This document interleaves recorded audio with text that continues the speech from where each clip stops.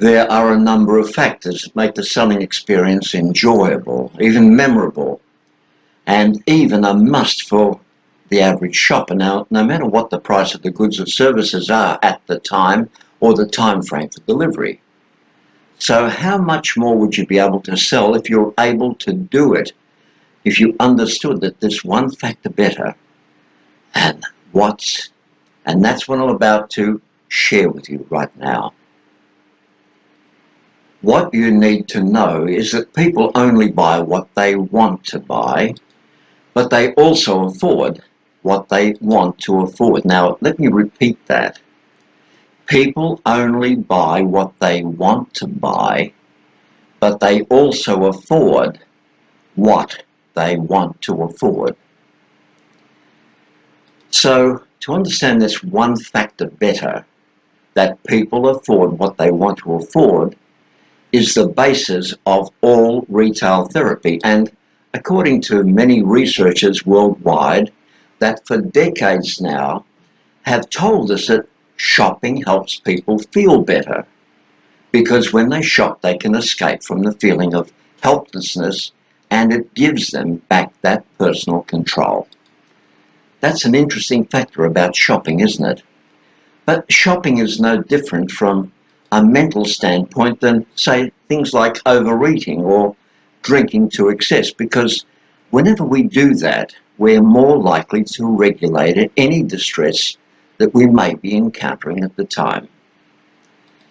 So I have to say this with all due respect: you need to let your prospects buy what they want to buy, and even facilitate letting them buy it because you have to. That's right. You have to facilitate what they want, because in their minds, it's what they want to do, and it's also what they need to do. And as a salesperson, if you let them do that, because it's what they want, then everyone wins, and you have no right to talk them out of it.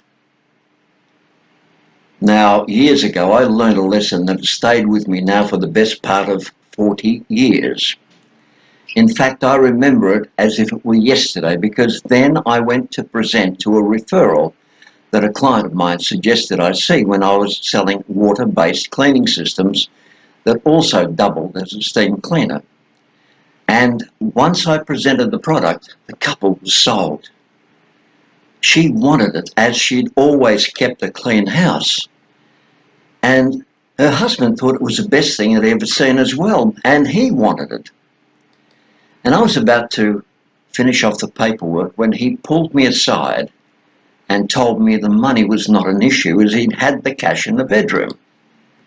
But because they had not been on holiday for 20 years, that money was put aside for the holiday. He suggested that I should rethink the situation. Now, let me call that man, let's call him, say, Mark Smith. And as I've just said, he told me that I had a choice to make. It was my choice. And my choice was to let her have the cleaning system of her dreams, or to reconsider that and let her have the holiday that she'd been dreaming of for the past 20 years. Now, when I heard that, unfortunately, I didn't fully appreciate what he'd been saying. And compassion got the better of me, and I told him it would be better to give her the holiday, because they hadn't had one for 20 years. Then a week or so later, I rang the referrer who had referred me to Mark Smith. And he told me that Mark Smith was angry with me. In fact, Mark Smith was really angry with me. And I couldn't work out why. And then he told me that Mark Smith had bought the tickets for the holiday, and now his wife was angry with him. She wanted that machine more than she wanted the holiday. And she told him she could have waited a little longer for the holidays, because they'd already been waiting for over 20 years. And the worst part was, as far as she was concerned, they couldn't get a refund on the holiday, and she didn't get her cleaning system. Now, hearing that, I couldn't pluck up the courage to call Mark Smith back. And eventually, when I did, he told me that his wife now cries a lot over the machine she didn't get. And now they can't afford because they've had their holiday. And I was so touched with that some months later I sold them a demonstrator machine on a monthly instalment basis for around half the normal retail price. And the only way I could do that is that I had to take a hefty loss on the sale that I'd made to them. So my advice to you is go with the flow. Sell them what they want, because if you don't, you may too have an expensive lesson on your hands as I did.